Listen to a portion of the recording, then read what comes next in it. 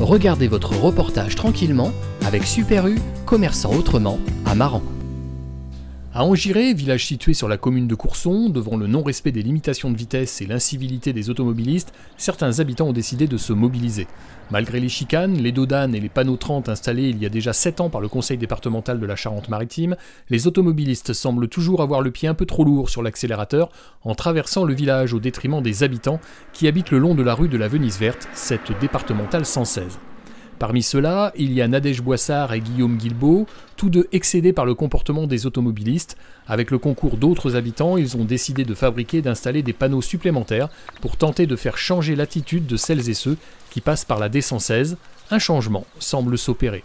Alors on a l'impression qu'effectivement les gens ont été touchés par les messages des panneaux et on note un ralentissement, pas de tous.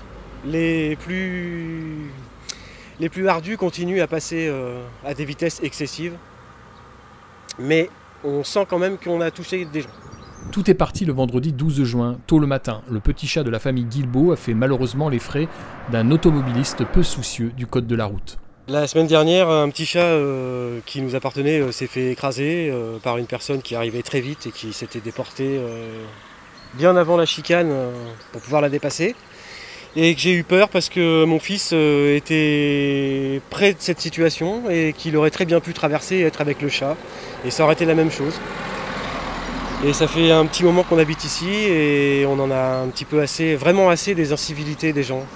On nous a posé des panneaux 30, des dodanes, on a installé des chicanes pour les faire ralentir et finalement ça n'a aucun effet. Les gens roulent très vite, trop vite. Et j'ai peur pour ma famille, les gens de mon village et moi-même.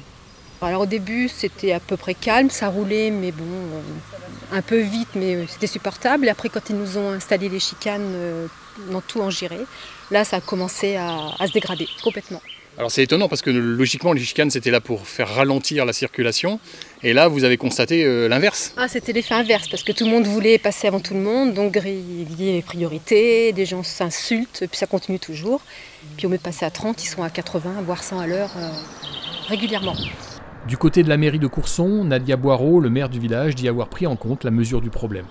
Comme j'avais déjà reçu une pétition lors de ma réunion publique, donc des gens d'Angiré, je leur avais dit que forcément on prenait à cœur ce souci, puisque c'est vrai que ce n'est pas un souci qui commence d'aujourd'hui, qu'on allait travailler avec le conseil départemental, mais qu'aujourd'hui, au mois de mars, normalement, le Tour de France devait passer au mois de juillet, donc on pensait que les sauges allaient commencer rapidement, mais là on vient bien de s'apercevoir qu'avec cette crise sanitaire, tout est reculé. Je suis toujours en contact avec le conseil départemental, notamment en début de semaine, pour leur demander qu'est-ce qui allait se passer par rapport à ce Tour de France, puisque après, normalement, c'est une chose sûre, on devrait réaménager cette traverse d'Angiré, puisque de toute façon, pour le Tour de France, oui, les chicanes vont être retirées, les plateaux vont être retirés.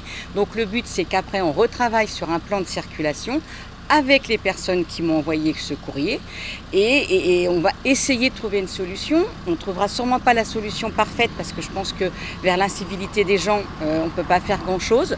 Je suis tout à fait consciente, je suis tout à fait touchée aussi de ce qui s'est passé pour ce petit bonhomme qui a perdu son animal de compagnie.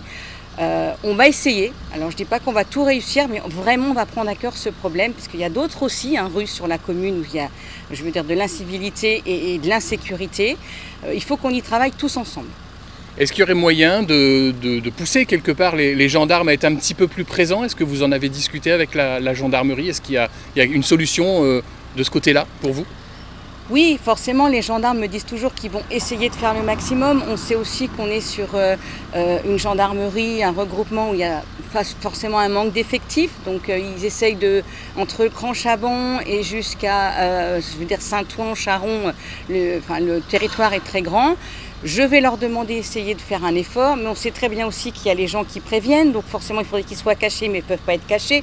Donc voilà, c'est compliqué, mais je vais leur demander absolument d'être un peu plus présents sur ce tronçon de la commune.